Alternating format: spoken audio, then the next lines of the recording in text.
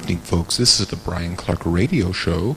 I am Brian Clarke, your host for the night, and we have a special guest with this very important person. He claims to be a former Illuminati member. He's also a former Council on 13 member and a high-ranking 33rd degree Freemason. Due to confidentiality reasons, obviously here, we're going to refer to him as Mr. X. So, Mr. X, welcome to the Brian Clarke Radio Show. It's great to be here. Thanks for having me. Our pleasure. Thanks for agreeing to come on here.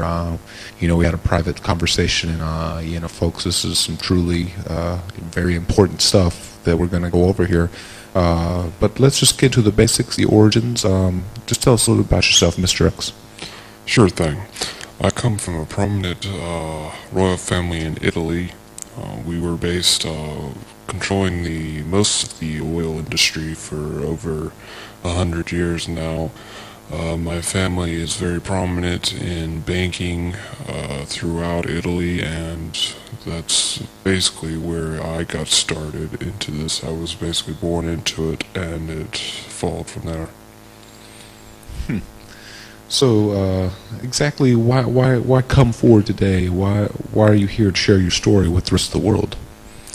Well, I feel now the time. I see the plans unfolding of the group that I was affiliated with, and a certain light went off inside of me when I found the Lord, and I decided I could not work for evil anymore, that I had a purpose, and I had to share this information with the people before these plans unfold.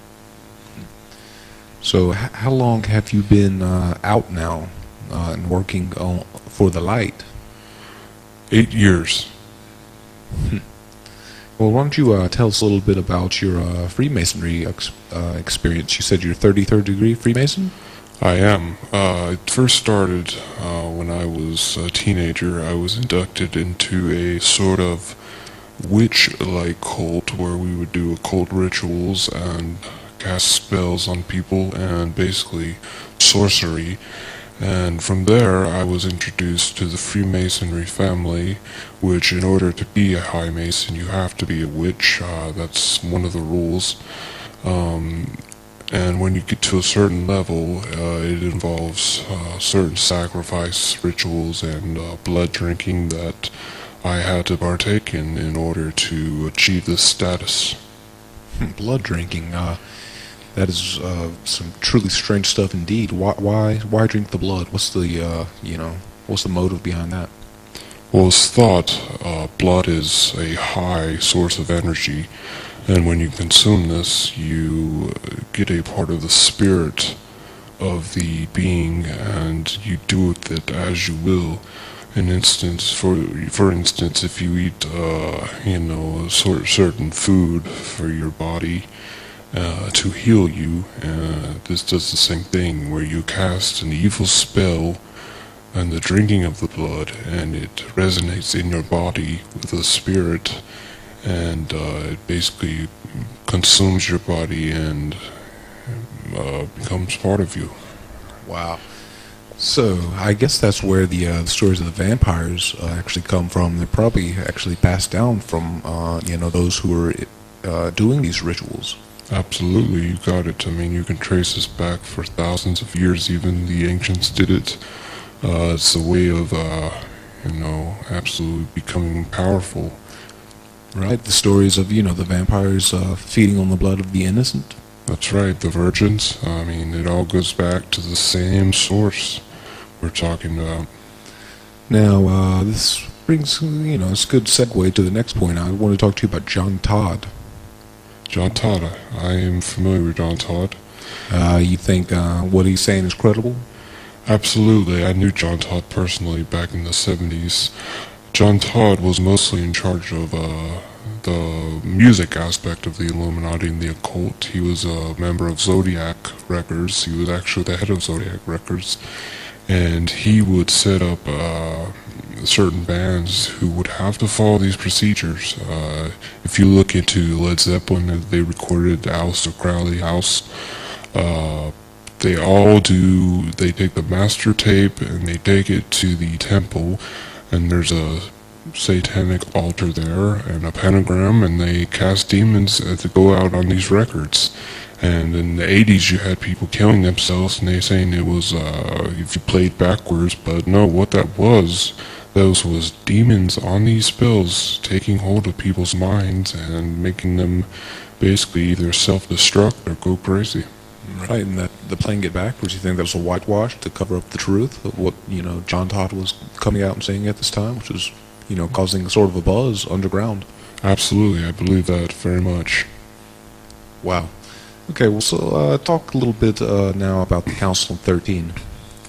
Council of 13 is basically certain bloodline families that control, like little pawns, certain aspects of every population, every state, every government worldwide. It's run through the Black Pope, the Vatican. It's run through, of course, the CIA, the Pentagon, United Nations. You could say they basically control the world. Wow. Well, in terms of the Vatican, CIA, some of those things you're bringing up, well, of course, a lot of us know about the child sex slave industry. Could you speak to that?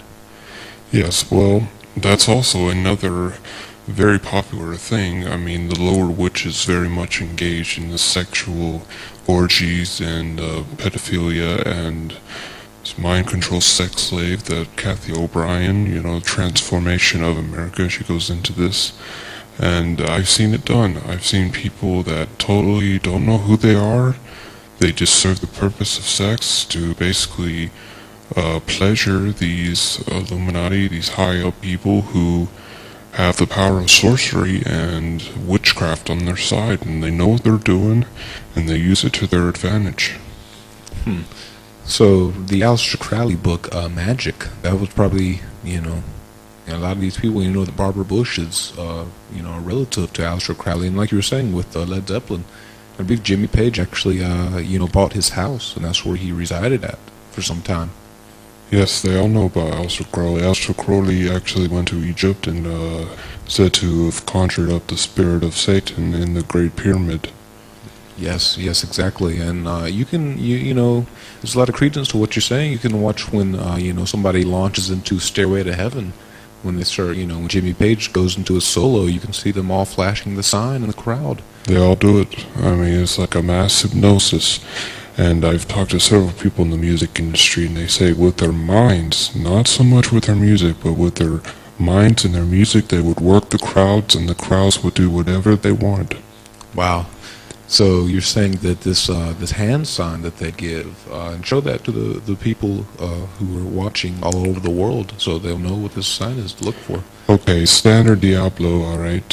When you look at this, people say Helen Keller first came up with this, and she did. And they say it means I love you, but when you look at Helen Keller, it's interesting that she was very much into the occult. And she used this as I think a slap in the face to the whole phrase I love you, saying, I love Lucifer.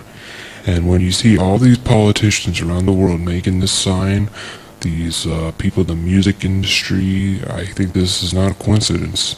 A lot of people is like follow the leader. They just see people do it and they think it's cool, but most of them know it has meaning.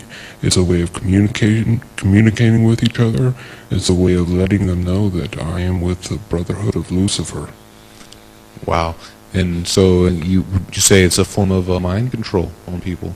It can be, yes, for the weak minds. I mean, most people's minds are weak. I mean, they have no clue about anything going on. They don't know the sorcery, the magic, the propaganda on every level. They just have no clue.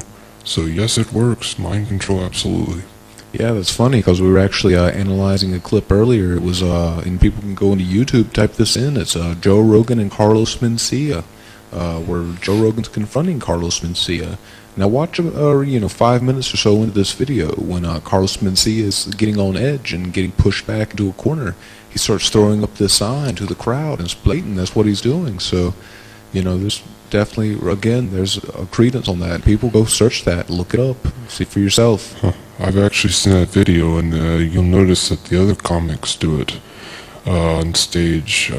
Right, the Ari Schaefer. That's right, he does it at the beginning of that skit. Carlos does it again when he makes a reference to the stupid people. You know, right, he flashes it up by his head. Absolutely, these people know. Yes, we've seen Bill Maher. We've analyzed those clips of Bill Maher doing it when he's talking with Michael Vick, and and people can look that up too. It's all there. It's all right in front of your eyes for you to see. When you see these people that I was involved, okay, I met with them every day. I was with these people. They control everything, okay, and if they don't want you on TV, you're not getting on TV. If they don't want you, if you don't fit their agenda, their role in society, you will not be prominent. Hold that thought, Mr. X. We'll be right back after this break.